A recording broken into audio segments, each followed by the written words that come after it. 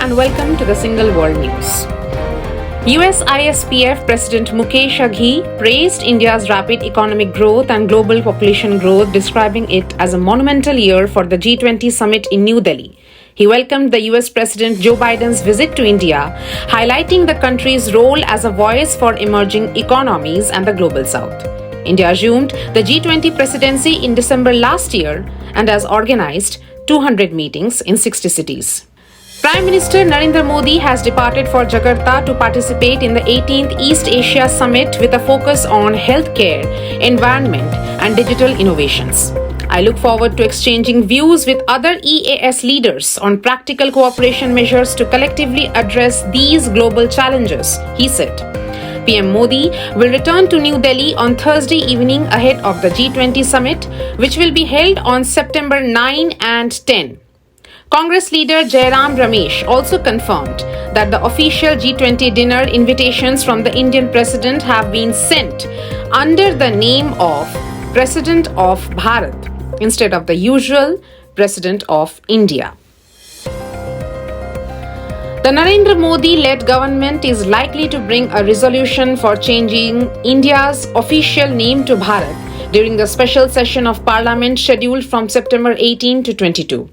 The opposition leaders, however, have slammed the government's move to set up a committee, alleging it would pose a threat to the federal structure of the country. They alleged the meeting of the India Alliance had rattled the ruling BJP, which caused the government to set up a committee to explore the possibility of holding assembly and national elections simultaneously. Prime Minister Narendra Modi, who landed in Jakarta on Thursday early morning, received a grand welcome from the Indian community and greeted by the members of the Indian diaspora who gathered at the Ritz-Carlton Hotel in Jakarta to welcome him amid chants of Vande Mataram and Modi Modi. Engagement with ASEAN is an important pillar of India's Act East policy. The comprehensive strategic partnership entered into last year has injected new dynamism in our ties, the Prime Minister said. A fan named Avinash from Odisha said that he travelled over 2,000 kilometers from his state to watch the match and is hoping to get his hands on a ticket. 10 teams will feature in this biggest cricket World Cup ever, to be played across 10 venues from October 5 to November 19, with the Narendra Modi Stadium in Ahmedabad hosting the tournament opener and the final.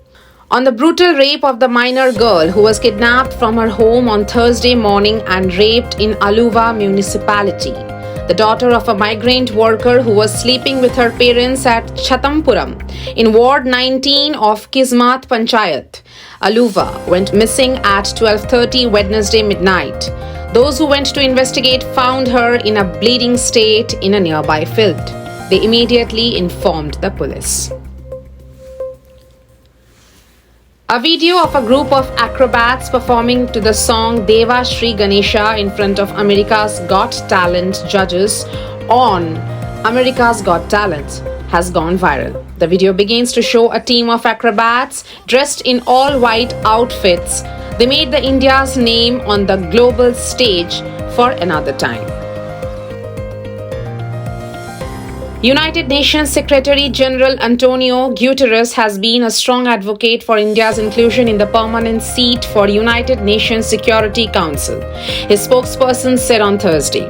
In August, at the BRICS summit, Prime Minister Narendra Modi also emphasized undertaking reforms in the UNSC. The BRICS joint statement also called for UNSC reforms and affirmed support for the aspirations of emerging and developing countries like India, Brazil, and South Africa.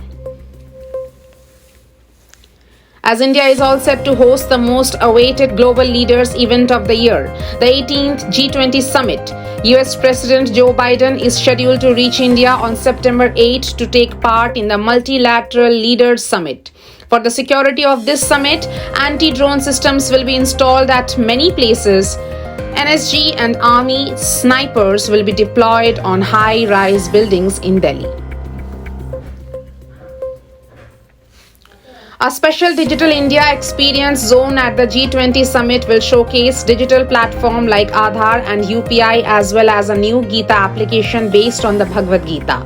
Gita app describes 5 points regarding new Digital India Initiative G20. Number 1, the first point. The indigenously developed program will offer tailored solutions as mentioned in the Bhagavad Gita, one of the most important religious texts of Hinduism. Its full form is guidance, inspiration, transformation and action, that is Gita. Second point, users at the G20 summit while interacting with the Gita app can ask personal and professional solutions and seek answers to life's deeper questions. Third point, users at the G20 summit while interacting with the Gita app can ask personal and professional solutions and seek answers to life's deeper questions.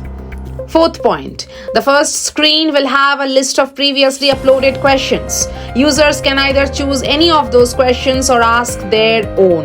The Gita app accepts voice prompts too. Fifth point, once the question is completed, the interface surfaces its searches from its database inspired by Bhagavad Gita and offers a solution. Kindly like, share and subscribe to our channel for getting more updates like this. And also hit the bell icon.